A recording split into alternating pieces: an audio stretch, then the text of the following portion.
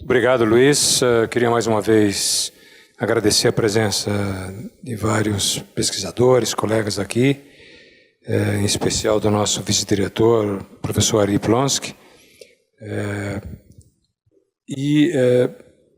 Queria também enfatizar que as perguntas dos e das internautas podem ser feitas pelo iaresponde@usp.br. Enquanto o pessoal toma coragem para vencer a insegurança e fazer pergunta para você, eu vou perguntar, vou abusar da minha condição aqui. Ô Luiz, veja, os modelos de formação de engenharia, eu acredito que na medicina também, mas na engenharia, eles são muito variados pelo mundo afora, certo? Então, a primeira pergunta é a seguinte: a experiência do Olin é uma experiência pioneira. Eu tive lá, inclusive, eu conheço um pouquinho. A pergunta minha é a seguinte: eles são muito recentes. Os engenheiros têm mostrado, vocês têm dados de que eles funcionam, eles conseguem engenheirar ou eles conseguem palpitar? Porque palpitar eu também sei, certo? Então essa é a primeira pergunta. A segunda pergunta está relacionada com essa diversidade de cursos. Quanto tempo demora o curso no Olin, no MIT e em Illinois? Essa é uma discussão forte, porque depende muito, primeiro, da qualidade dos alunos entrantes e depende também se, para você ganhar a titulação final, completa de engenharia, se você não precisaria fazer uma espécie de um curso de pós ou um pedaço do que seria para consolidar essa formação. Então a pergunta é: o curso médio dessas três escolas funciona? Esse é um debate muito forte aqui no Brasil, você sabe disso. Os cursos de engenharia do Brasil são muito longos, tem muita gente que defende que precisa ser assim porque a qualidade de quem entra é baixa, mas tem um monte de escola em que a qualidade é alta e eles continuam sendo longos, né? Então eu gostaria muito de ouvir você sobre essas duas perguntas. Obrigado.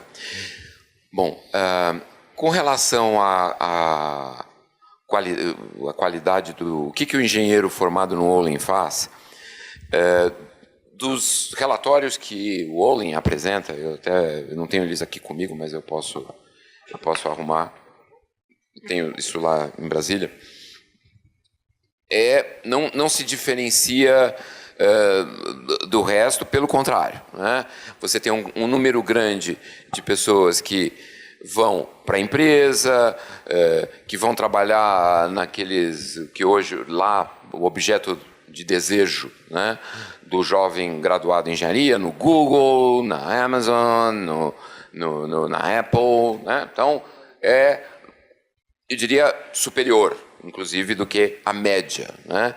E tem um número que é similar ao que você encontra nas outras escolas de engenharia, tipo Carnegie Mellon, tipo Purdue, né? Você tem também aqueles estudantes que vão para o graduate, mas que estão com uma cara mais para pós-graduação. Não tem aquele camarada, não, eu preciso ainda fazer um mestrado para me sentir seguro, eu não aprendi tudo que eu tinha que aprender para praticar a engenharia. Não é isso, pelo menos, o que eles nos relatam, tá? Então, vamos dizer, naquilo que eles nos apresentam, tem sido bem sucedido. Nenhuma casa caiu? Não, nenhuma casa caiu, nenhum avião explodiu. Por enquanto, funciona, né? Não. E eles têm tido um desempenho, né? uma trajetória. Quer dizer, eu me lembro, eu tive lá em 2003. Eles estavam pegando a primeira turma, né? E então são 4 anos de formação. Então se formou em 2007, então eles têm umas 10, 11 turmas formadas, né? Cada ano são uns 75. Então nós estamos falando aí, não chega a 1 milhar de engenheiros formados nesses 10 anos, né? Então é um número que não é particularmente grande, mas acho que é suficiente para mostrar que pelo menos não está dando tudo errado, certo? Parece funcionar. Com relação ao tempo, né, que você fala, como é que as instituições lidam com isso, você colocou muito bem. Uma característica do sistema, vamos dizer, não só americano, mas eu diria assim, anglo-saxão, porque na Inglaterra não é muito diferente, você tem 1000 formas, 1000 é um exagero, retórico, mas você tem pelo menos umas 2 dezenas de jeitos de você virar um engenheiro. Né? Então, você tem várias rotas até chegar naquele destino. Nós estamos falando aqui do sujeito que vai ser o camarada, quando eu falo de Olin ou quando eu falo de MIT, eu estou falando do camarada que vai ser inovador, que vai ser o cara criativo, que o camarada que tem fundamento suficiente para construir novas coisas. Eu acho que tem uma grande diferença, sem dúvida. Bom, e o prazo geralmente é 4 anos, mas é da forma que é estruturado. Né? Você tem as pessoas que, por exemplo, no Olin, o sujeito tem que já vir com matemática avançada, ou seja, ele já tem toda a parte de cálculo diferencial e integral antes. Ele entra lá, ele não vai ter aula de cálculo diferencial e integral. Isso é o que ele tem que ter. Né? Isso é exigido. O sujeito não faz um vestibular para avaliar isso. Ele fala, você fez essa disciplina, ou certos high schools que tem isso, ou então você faz como um curso avulso num college. Né? Então, isso realmente facilita para eles não precisam ter lá professores que vão ensinar cálculo diferencial integral. A sistemática de ingresso também ajuda muitíssimo a eles, porque eles podem pegar aquilo que eles consideram o melhor, que não é, assim, partem sempre de uma qualidade de conteúdo das pessoas muito boa, não puxam para a universidade a responsabilidade de fazer coisas que deveriam ter sido feitas talvez antes, né? Separam as coisas e se concentram naquilo que eles entendem ser o seu objetivo. Você não sabe ainda cálculo suficiente, você não tem física suficiente, então você vai lá para o City College, né? Aprende essas coisas, daí quando você estiver bom nisso, você vem para cá e a gente cuida de você. Né? Então, esse é o jeito que funciona o sistema. Então, encurtando a história, eu acho que não dá para fazer muita comparação. Quando hoje no Brasil, aqui na USP, né, nós temos um sistema de cotas, a gente sabe que a qualidade, imaginamos, né, que a qualidade, pelo menos a quantidade de conhecimento que os cotistas vão ter em certas disciplinas não vai ser comparável dos outros que vêm das instituições particulares. Bom, qual vai ser as consequências disso? Vamos ver como é que vai ser lidar, vamos ver. Mas é um universo diferente. O que entra é muito homogêneo e de boa qualidade. Homogêneo no sentido de conhecimento. A diversidade ela é feita de outros aspectos, né? de family background, étnico e por aí vai. Né? Muito mais do que falando de qualidade, de conteúdo é bastante homogêneo. Isso faz uma enorme diferença. Obrigado, Luiz. Vou continuar aberta a palavra para a nossa plateia. Ari, por favor. Obrigado. Bom, primeiro, cumprimento o caro professor Glauco e o Observatório por mais uma atividade tão estimulante e reitero a alegria de ver o Volkov, conhecido antigo, e estava me dando conta que nós temos algumas coisas em comum e uma delas é que ambos formamos na Poli, mas somos professores em departamentos diferentes daqueles em que nos formamos, né? Eu fiz engenharia química, sou professor da produção, você fez mecânica e é professor de engenharia química. Muito bem. Bom, teu tema evidentemente toca em muitas questões, assim, várias abrangências. Eu queria focar 3 pontos bem específicos aqui. O primeiro é só uma sugestão, talvez, é que há uma experiência nova nos Estados Unidos, interessante, focada em engenharia, que é em Nova York, não é? a parceria Cornell-Technion, que ganhou a licitação do Bloomberg, né, para desenvolver, e o pessoal agora em setembro, né, começou a primeira turma já na Roosevelt Island, porque antes foi ainda num, enfim, espaço transitório, então, enquanto estavam construindo. Acho interessante por várias razões, mas uma das razões é que é um curso feito em parceria por duas universidades de países diferentes. Então, acho que isso em si, independente de quem seja, eu acho que é um elemento interessante aí para acompanhar. É tudo a ver, né?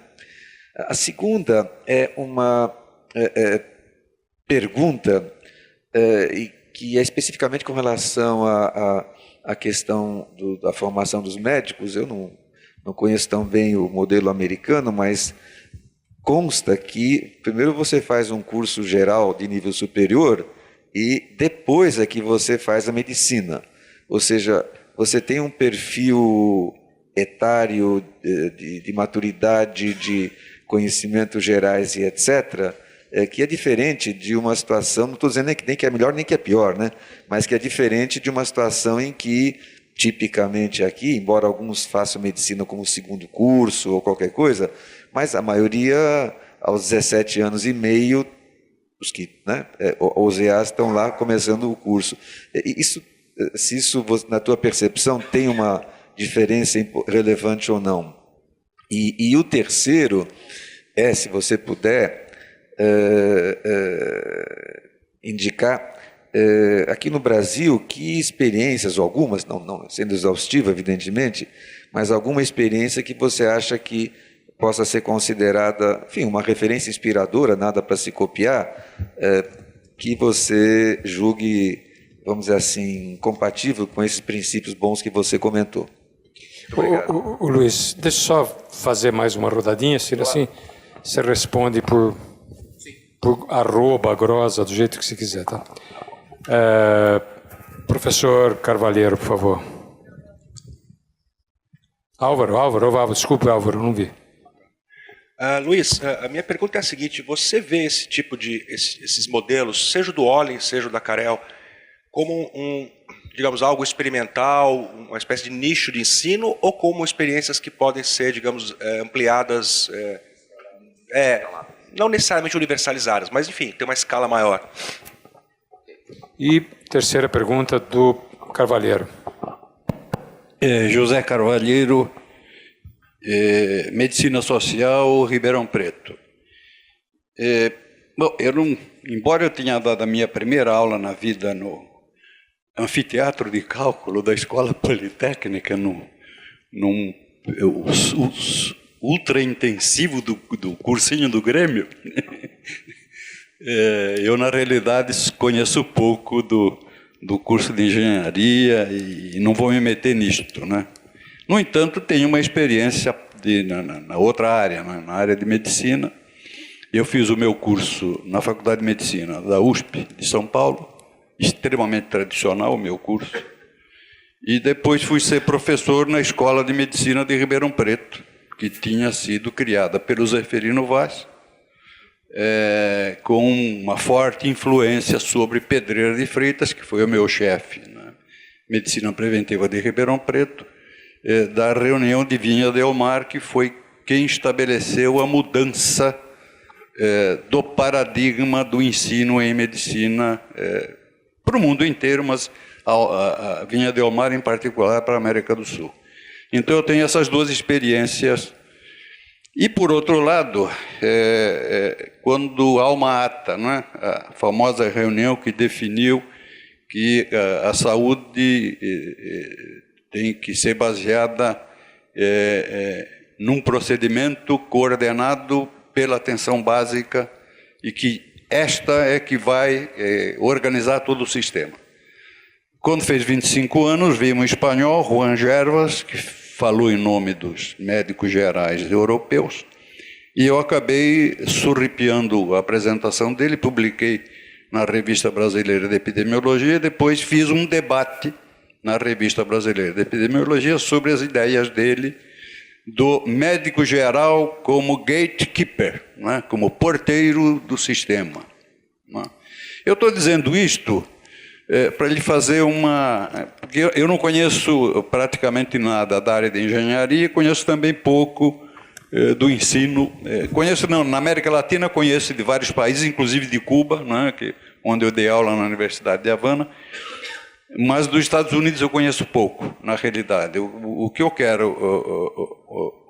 colocar é se isto tudo não tem uma referência fundamental ao tipo de sistema de saúde onde os cursos estão inseridos.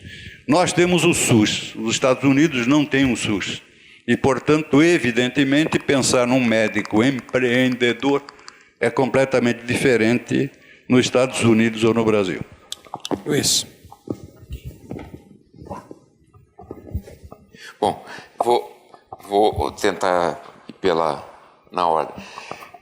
Ari, eu também tenho muita curiosidade para ver o que aquela experiência na Roosevelt Island vai acontecer. É fascinante, né?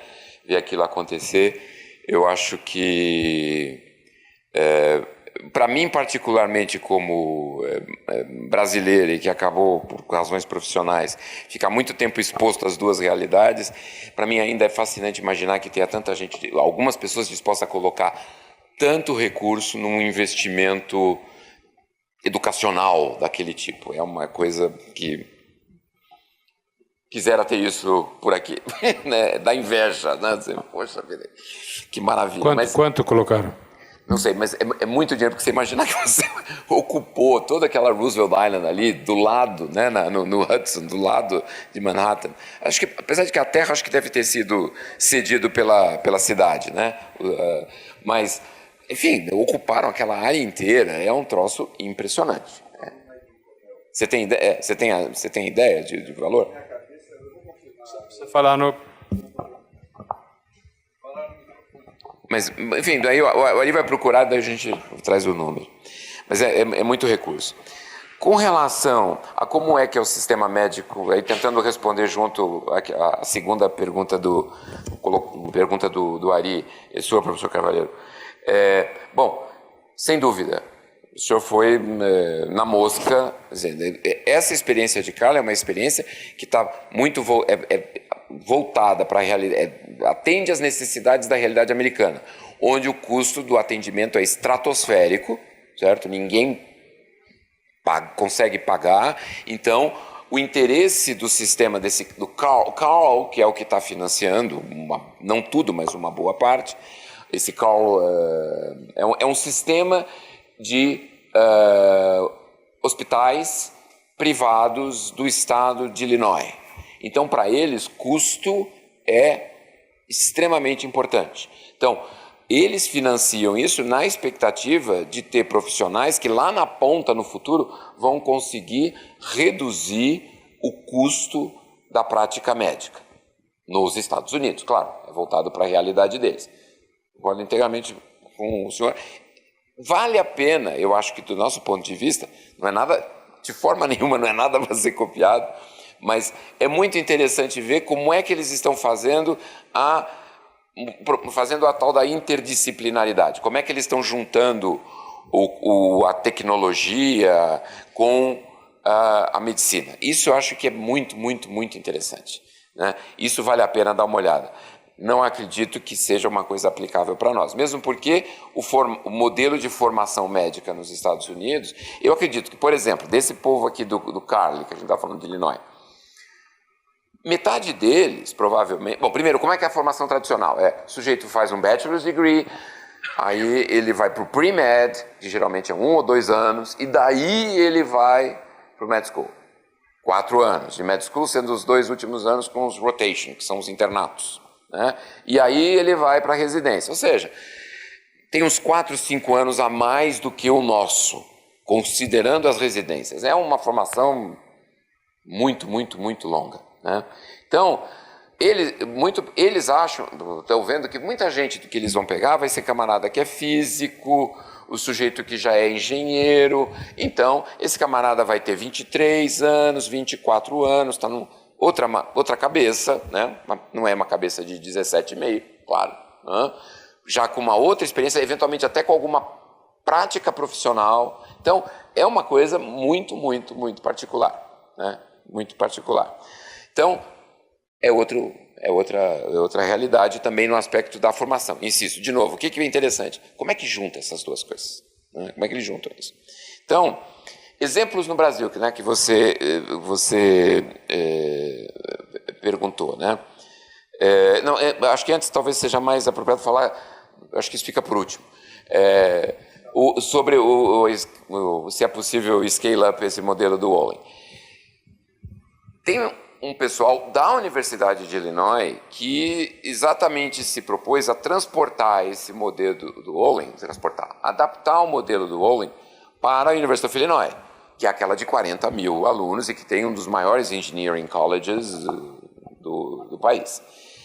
Esqueci o nome do professor Rosenberg, eu não me lembro do nome dele, mas enfim, é um camarada que era professor da University of Illinois, do College of Engineering, e tentou adaptar. Ele conseguiu algumas coisas, acho que teve um avanço, uma certa modernização com relação ao que existia antes, que era um modelo tradicional, puro e duro, né, de cuspe, giz e os alunos sentados na carteira, mas que tem suas limitações com o scale-up. A gente fala assim, Olin é um modelo boutique. MIT, de certo modo, é um modelo boutique também, porque as turmas são pequenas. E você tem pesquisa para cada coisa que você puder imaginar. Então, você consegue encaixar os alunos de acordo com os seus interesses e habilidades aonde você quiser, certo? Nós temos certamente que achar alguma coisa, se é que a gente se propõe a fazer isso, e conclua que o nosso sistema precisa de melhoria, em algo no meio, e variando de instituição para instituição. Aí eu vou tentar responder aquilo que o Ari perguntou. Onde é que tem coisas interessantes acontecendo no Brasil, né? Bom, eu posso falar assim de uma coisa que eu vi e que eu fiquei muitíssimo impressionado, né? Que é a experiência que está em andamento no Einstein da Faculdade de Medicina do Hospital Israelita Albert Einstein. Eu nunca vi nada parecido. Eu acho realmente algo a se olhar com lupa, né? Lógico que é um processo que está começando, acho que esse é o terceiro, o ingresso é semestral, eles estão entrando no 5º grupo, de 50 alunos a cada grupo, né? 50 por semestre, uma seleção que é feita, basicamente, a diferença são as entrevistas, porque, do ponto de vista, isso, né, o professor Cavalheiro acho que sabe melhor do que nós, não tem diferença entre o primeiro e o último da lista de classificado de medicina, é todo mundo igual, são todos excelentes, se você olhar o que as provas objetivas nos trazem. A questão é, bom, e como é que essa pessoa? Quem é essa pessoa? E é isso que eles avaliam ali na seleção, então eles começam de um patamar também tão bom do ponto de vista de conteúdo avaliado com provas objetivas que qualquer outra escola de medicina, mas tem esse adicional das entrevistas que são feitas de forma assim, extremamente cuidadosa, criteriosa, e que avaliam aspectos que são importantes para um profissional médico, né? Compaixão e vai por aí afora, né? Eu acho que é algo para se olhar. E eu acho que é algo, e aí é a minha opinião pessoal, eu não vejo como aquilo dá errado. Eu acho muito difícil aquilo... Não acho que metade vai abrir empresa em vez de abrir pessoas. Acho que todo mundo ali vai abrir gente e vai abrir muito bem, né? E vai abrir muito bem, né? Sobretudo só vai abrir quando precisa, que é o que todos nós gostamos, para não ter que abrir gente, certo? Isso é fundamental, né? Então, eu acho que essa é uma experiência que vale a pena ver. Porque a área médica tem uma grande vantagem, a medicina tem uma grande vantagem com relação da engenharia. Vamos dizer, o setor produtivo, entre aspas, pelo amor de Deus, né? O setor produtivo, aquilo onde o engenheiro se insere depois que ele se forma, da medicina é o hospital, né? E, bom, é a coisa mais assim, o que todo profissional quer de certo modo, é mais fácil. Porque você colocar o aluno na realidade da prática profissional, médica, é muito mais fácil do que colocar o engenheiro na qual realidade da prática de engenharia, que pode ser qualquer coisa, né? De A a Z. Então, é muito difícil, né? Você, tudo bem, você concentra por áreas e tal, mas mesmo assim é difícil, porque tem uma diversidade muito grande. Então, na medicina, eu acho que ali deve ser observado com muito cuidado. E tem alguma coisa acontecendo baseado no modelo do Olin, mas aí já, vamos dizer assim, como a gente falava antigamente, devidamente tropicalizado, que é o INSPER, mas que eu pessoalmente não conheço. Então, eu não posso falar nada. Só sei que existe essa relação, já de alguns anos, né, entre o INSPER e o Olin, e que, bom, é isso. Ricardo, eu gostaria só de informar os internautas, iea-responde@usp.br, se vocês quiserem fazer perguntas, ainda dá tempo. E vou passar palavras para você. Você pode se apresentar quando falar, por favor?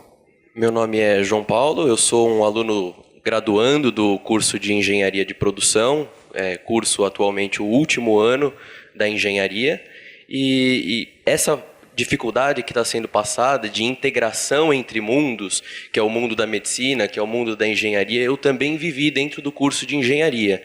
E gostaria de perguntar para o professor qual seria a perspectiva para um aluno que está se formando agora ou que já se formou e que pretende ampliar o conhecimento dentro dessas duas áreas e futuramente integrá-las num curso de pós-graduação. Quais são as oportunidades que estão surgindo hoje nos Estados Unidos, no exterior e também aqui no Brasil? Bom, olha, a interface entre a engenharia e a medicina, assim, elas são, enfim, né, com o advento da tecnologia, são impossível contar, é muita coisa. Eu posso te dizer que qualquer área, também do que eu vi, né, no Brasil e do que eu vejo fora, qualquer área dessas hoje, a engenharia hoje se debruça muito nas diferentes especialidades nas aplicações de saúde. Se você pegar qualquer base de referência e ver o que se publica na área de bioengenharia, é muito significativo. Então, eu acho que qualquer lugar que você vá que tenha isso, daí eu estive em Yale. Antes de fazer essas 3 visitas, eu estive em Yale. E lá eu topei essa palavra, né, com 2 rapazes, relativamente recém, 2 ou 3 anos de formados pela UFABC, um na área de TI, no outro numa área de engenharia que eu não me recordo qual que é, e que estavam lá trabalhando no Instituto de Biomedicina, de Biociências deles, aplicações da área da saúde. Certo? Assim, e com muita tranquilidade, né? Eles estavam lá fazendo pesquisa e, na realidade, eles estavam trabalhando realmente como pesquisadores e pensando em, talvez, depois fazer pós-graduação, fazer doutorado. Era uma etapa prévia, mas não chega a ser um mestrado, eles estão fazendo alguma coisa antes. Então, eu acho assim, você não vai ter dificuldade nenhuma, porque todo mundo está debruçado sobre isso, né? Assim, todos os engenheiros vamos dizer, hoje o must, né? Você trabalhar em aplicações de área médica. Acho que você não vai ter nenhuma dificuldade. O Luiz, tem perguntas de internautas? Eu queria antes avisar o seguinte, dia 23, o próximo debate nosso do IA será feito com o diretor administrativo da FAPESP, Carlos Américo Pacheco, sobre a FAPESP e a manufatura avançada. É uma iniciativa muito forte da FAPESP. Então, dia 23, às 10 horas da manhã, aqui no Observatório. Segundo, tem uma pergunta do internauta, dizendo o que você acha de se colocar consultorias externas para acompanhar a evolução de treinamento, qualificação, a qualidade do que nós fazemos na formação da engenharia. E a segunda pergunta é a mesma. Desculpe. Não, vou responder duas vezes a mesma? Não precisa. Uma só. Você pode. O preço é o mesmo do teu jeton, então é bom você poupar esforços. Tá? Sempre achei que a avaliação, quanto mais, melhor, desde que... alguma avaliação, qualquer que ela seja, melhor do que nenhuma, sempre achei isso, certo? E também, se tiver mais gente interessada em avaliar, é bem-vindo. A questão só sempre é definir com cuidado qual que é o escopo do que está sendo avaliado para também não enviesar, né? Vamos dizer, você chegar a conclusões que são equivocadas, porque você não conseguiu definir ou não definiu com clareza, né, o objeto que está sendo avaliado. Então, meu entendimento, eu não vejo problema nenhum. Só acho uma coisa, não pode ser só essa. Certo? Porque, enfim, quem é o braço, vamos dizer, que opera o sistema tem que ter essa sua avaliação para poder atuar. Se esse braço que opera, ele não valida essa avaliação externa, ela não vai ser estéril, não vai servir para nada, não vai realimentar o processo e poder melhorá-lo, aprimorar. Então, ela tem que ser, antes de tudo, validada. Tem mais alguma pergunta? Tem lá uma no fundo? Não é do Ari, é do... Não, é só informação tá pendente. bom. Obrigado. Então, segundo o professor Google, no pacote da concorrência, o fundador da Qualcomm, Mr. Jacobs, ele deu 133 milhões de dólares em 2013, que foi um elemento da concorrência importante para a dupla Cornell-MIT, Cornell-Technion ganhar, e ele tinha sido aluno da Cornell. Em 2015, a Bloomberg Philanthropies, quer dizer, não a prefeitura, o Bloomberg, deu mais 100 milhões. Então, 233 milhões no total é o recurso assim volumoso que está. E quando o novo centro começa a funcionar? Já está funcionando. A primeira turma já se formou. A primeira turma se formou, mas ela estudou ainda em Manhattan, num lugar lá, enfim... Provisório. A primeira, quer dizer, a construção, a primeira operação, me parece que foi a inauguração formal, corta-fita e essas coisas, foi já com o prefeito de Blasio no final do ano passado, setembro, outubro, sei lá, por aí. Obrigado, Ari, pela informação. Tem um colega que vai fazer. É a última pergunta, se alguém quiser se inscrever, por favor. É agora. Bom dia, meu nome é Jaime Sichme, eu sou da Escola Politécnica, do Departamento de Engenharia de Computação. É um prazer ouvi-lo, professor Loureiro. Na verdade, são três coisinhas que eu queria perguntar. Primeiro, em relação à questão da escala, né? O fato se essa formação para a inovação deveria ser dada para todos os alunos de todas as modalidades de engenharia, ou se a gente deveria, talvez, pré-selecionar aqueles que teriam o dom para fazer isso, ou, enfim. A USP tem uma experiência, já há alguns anos, num curso que chama Curso de Ciências Moleculares, né? E que, na verdade, ela bypassa essa questão de não poder ter uma entrevista, de tentar ver como são as pessoas. Queria os seus comentários, se o senhor conhece ou não, se a gente poderia fazer alguma coisa parecida em relação à inovação. O segundo aspecto, que para a gente que dá aula aqui parece bem evidente, são as limitações que uma escola pública tem no Brasil em relação à legislação, né? Então, um curso de inovação, eu entendo, um curso de engenharia que tem essa característica de problem-based learning, de, digamos, uma ligação mais estreita com a indústria, precisaria ter uma agilidade maior para, eventualmente, sei lá, quebrou um equipamento e eu tenho aula amanhã, eu preciso repor o equipamento, né? Então, para mim, digamos, existe uma vantagem nas escolas que não são públicas em relação a essas amarras e como é que a gente poderia, eventualmente, fazer isso. E terceiro, dada a sua atuação na CAPES, né?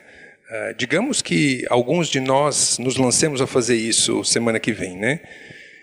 Que tipo de digamos, garantia não vamos ter, né? Mas o que o senhor acha de como é que a gente poderia construir um instrumento para tentar avaliar se um docente é produtivo em promover inovação, né? Sem ter que ter os papers A1, A2, etc.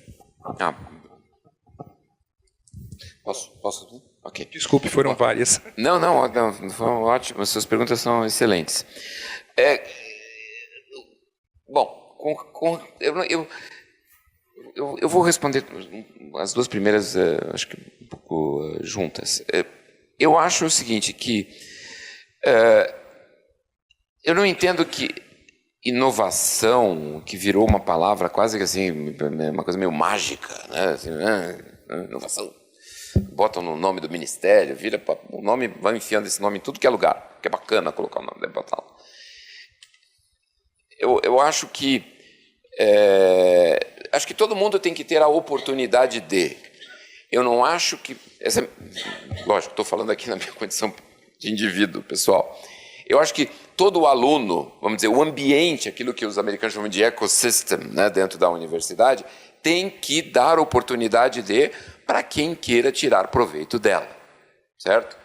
Não há, e isso tem que ser uma coisa que parta de um desejo da pessoa, né, do indivíduo, do estudante, né, devidamente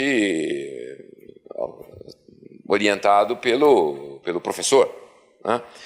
Não acho assim que a gente precise ficar correndo, porque isso daí, eu acho que é o tipo de coisa que só é bom quando o camarada quer, quando ele realmente, porque isso tem muito a ver com uma motivação muito forte. Eu não queria usar a palavra paixão, né? Mas o sujeito tem que ter muita vontade, porque depois da inovação, quando você entra na inovação, você tem que ter um esforço e muitas vezes um sacrifício imenso para você chegar lá na frente e transformar aquilo que era a tua ideia em algo concreto, de todas as naturezas possíveis e imagináveis, né? Para você materializar, não estou falando de protótipo, estou falando de produto mesmo, aquela coisa ali funcionando. Isso é um esforço que muitas vezes as pessoas não fazem ideia, então o sujeito tem que ter o drive, né, a vontade de ir lá e correr atrás da coisa. Então, agora, o ambiente tem que ser propício, tem que estimular, ou não pode tolher, porque eu acho que hoje o nosso sistema, ele tolhe, ele impede, por mais drive, por mais vontade, tem tudo para não acontecer, né? E aí vem a história da instituição pública, da rigidez, né?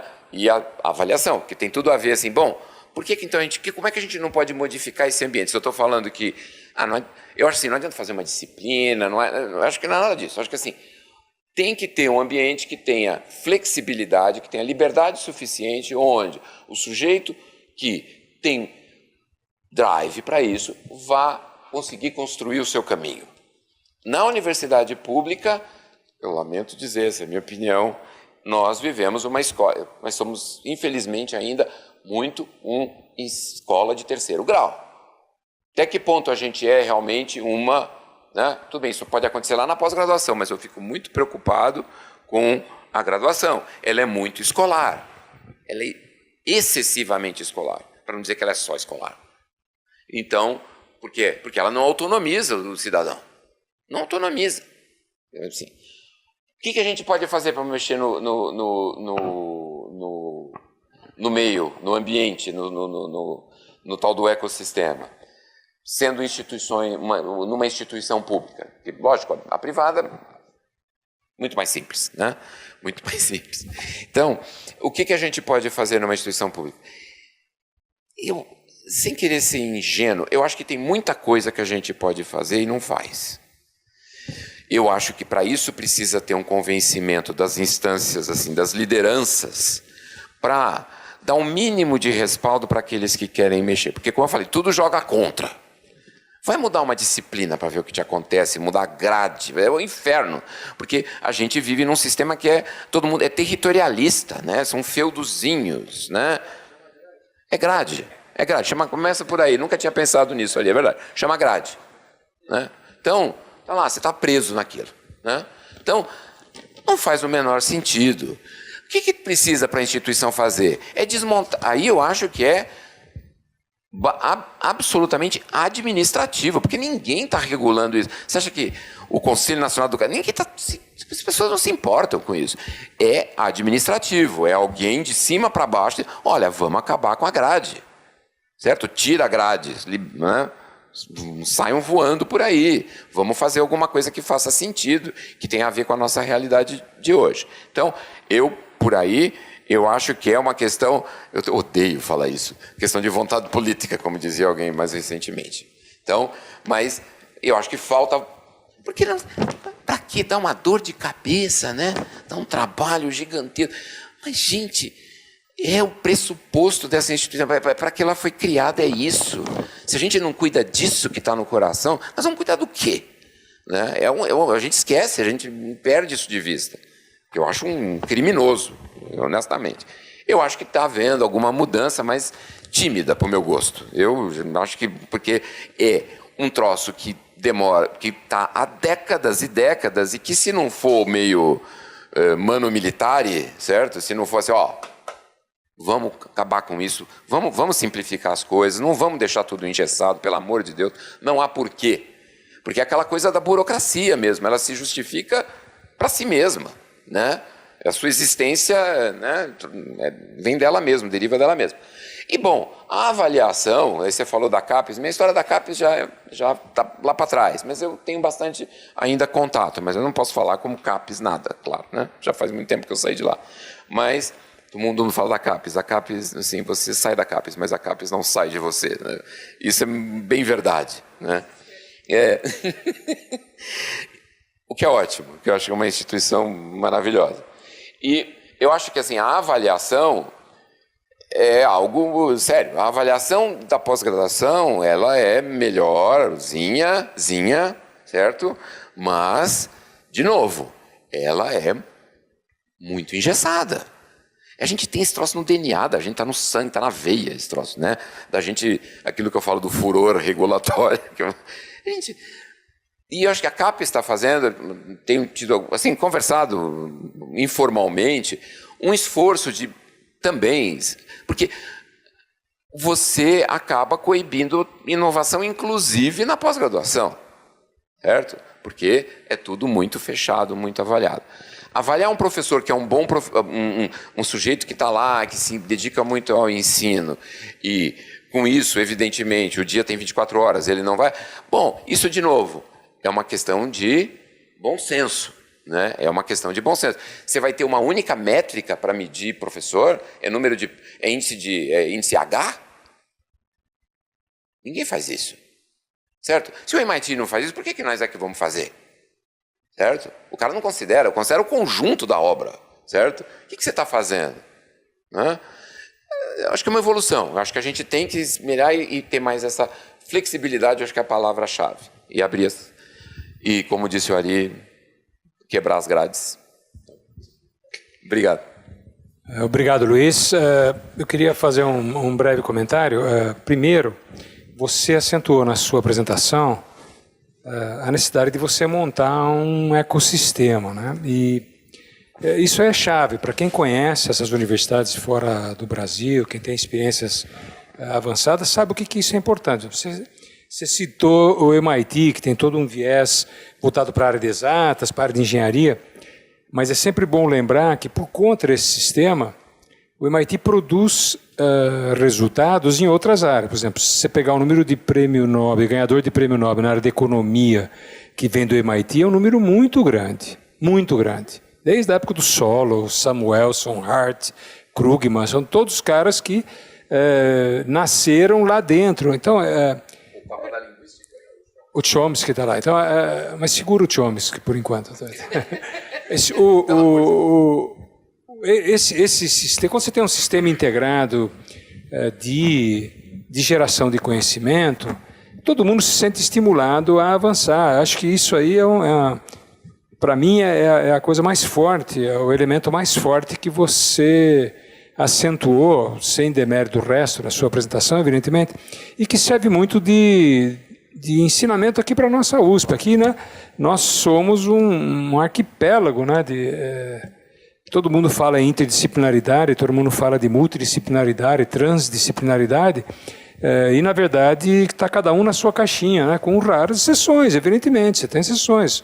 O Jaime lembrou do trabalho da área molecular, mas são exceções das exceções das exceções. Eu estou falando de todas as áreas, não tem uma área mais avançada ou menos avançada. Quando, na verdade, todo mundo sabe, a complexidade do conhecimento hoje, ela exige uma fusão de competências, assim as coisas vão ficar para trás, que é um pouco o que nós estamos vivendo, né?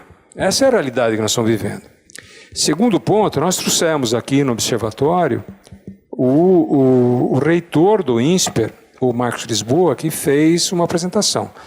Estou até pensando em convidá-lo ou convidar talvez o Irineu, que está mais coordenando diretamente o curso de engenharia, para vir para cá e apresentar, porque eles têm experiências fortes.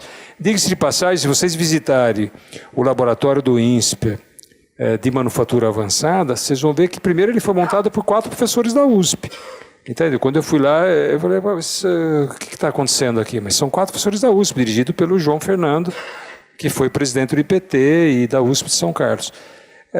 Então, você percebe, nós temos um know-how aqui dentro dessa universidade, sabe, parece uma caldeira furada, né? Porque vaza por tudo quanto é lado. E a gente podia estar com um foco muito forte aqui dentro, porque nós estamos construindo coisas fora.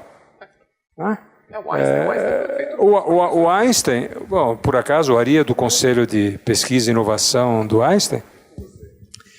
Eu também sou, mas você falou do sistema de... Nós dois conseguimos atrapalhar. Eu, mais do que o Ari, atrapalhar um pouco o Einstein, mas não temos conseguido. Mas o sistema é impressionante, o sistema de seleção da faculdade deles, na verdade, foi feito junto com a Universidade de Colômbia. Então, se vocês pegarem, é um dado super rico, se vocês pegarem a seleção do vestibular do Einstein, ela em 97, não lembro exatamente o número, ela batia com o da FUVEST. A seleção é a mesma. O que aconteceu? Quando eles montaram são 9 entrevistas, 8 ou 9 entrevistas, para conversar com os alunos, eram entrevistas acompanhadas por cada aluno, em vez de eles selecionaram a primeira leva de mais de 11.250, e desses 250, que batia 97% ou 98% com a FUVEST, eles iam tirar 50. Veja, uma universidade paga, ela não é das mais caras, mas a universidade paga. A entrevista é acompanhada por 2 professores do Einstein, cada entrevista. Então foram 250 entrevistas acompanhadas por 2 professores, em 8 etapas, em que se perguntava coisas do tipo simples: por que você quer ser médico? Então, veja, as pessoas que falavam, eu quero ser médico porque eu quero ganhar dinheiro, tal, tudo bem que é legítimo, mas elas foram para o fim da fila, entende? É um negócio impressionante. Então, o que aconteceu? Houve uma mudança. Quando você avaliou a qualidade, eu até peguei um exemplo pequeno, mas tem vários outros. Houve uma mudança de qualidade na classificação final dos ingressantes no Einstein em relação à lista original. Na lista original, você fez uma avaliação técnica, vamos chamar assim, né, das matérias básicas, disciplinas básicas que o aluno deveria suprir. Na segunda fase, a avaliação mais de qualidade, super bem elaborada. Houve uma alteração muito grande na composição da ordem da lista de entrada. Entende? Não foram os 50 primeiros dos 250 que entraram no Einstein. Foi muito mais diversificado. E a dinâmica, eu já fui lá, visitei, acho que a Ari também foi, entende? Não sei se outros já foram, mas a dinâmica de aula é impressionante, é muito boa, entende? As pessoas são muito interessadas, muito dedicadas, com foco. Eles ainda não passaram pelo teste de abrir ninguém, certo? Eles não são médicos, nós estamos na a quarta ou quinta turma, quarto ou quinto semestre, na verdade. É uma universidade muito nova, que está entrando em fusão grande com a universidade mais antiga do próprio Einstein, a faculdade de enfermagem, que já tem há 12, 13 anos. Entende? Então, se você juntar isso com o complexo Einstein, o Einstein cresce de forma acelerada para se transformar em alguma coisa que não é um hospital. Eu conheci ele como Hospital Einstein, mas ele deixou de ser hospital há muito tempo. E vão criar um curso de engenharia biomédica. Então, é por isso que já eu acertei ontem com o Sidney Kleiner, que é o presidente do Einstein, e ele vem também, está acertando com a Cristiane, está acertando a data em que ele vem aqui exatamente conversar sobre isso. São 20 anos de pesquisa no Einstein, que é dirigido pelo Luiz Vicente Rizzo, que era professor titular aqui da USP, diga-se passagem, da medicina, certo? Que é o diretor do instituto, e ele vem o Sidney Kleiner aqui. E eles montaram uma diretoria há 2 anos, uma diretoria de inovação, que é dirigido por um ex-uspiano, que é o Cláudio Terra, que fez Poli. E você está cheio de politécnico aqui, ele fez Poli. O Cláudio Terra é o diretor de inovação do Einstein. É um engenheiro no meio daquela maçaroca de médico que tem lá, entende? Tem um monte de médico, mas está tendo um desempenho bastante interessante. Acabou de montar uma incubadora, entende? Que também o Terra também está convidado para vir falar aqui sobre a incubadora, a experiência incubadora do Einstein, que é muito rica. Eles têm um contato muito grande com a Case Western, são universidades de fora do Brasil, e eles estão seguindo, absorvendo experiências, é tudo muito rápido. Acho que esse, viu, Jaime, é o principal problema da universidade pública no Brasil. Eu sempre brinco, né? Deus primeiro criou as tartarugas, criou primeiro a USP, depois as tartarugas, né? Porque a sua imagem e semelhança, porque é inacreditável, gente, entendeu? Isso aqui é lento, pô. O IA é fantástico, é o Schumacher aqui da brincadeira. Schumacher não, que pegou mal. Agora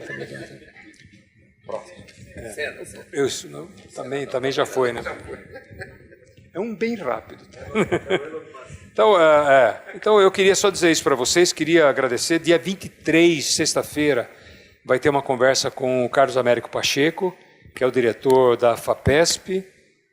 O Pacheco, para quem conhece, foi reitor do ITA, foi diretor-geral do CNEPEM, que é o centro que está construindo o acelerador de partículas, o Sirius, tem laboratório de nano, de biocombustíveis.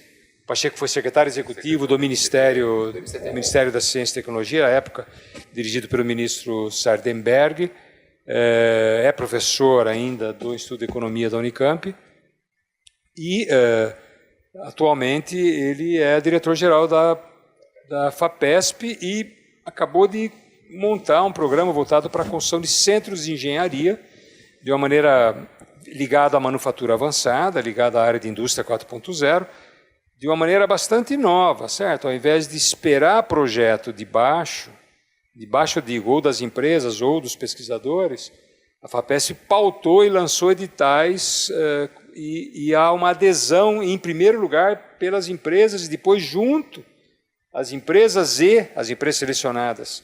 Se não me engano, foram 11 ou 12 já, uma experiência super exitosa.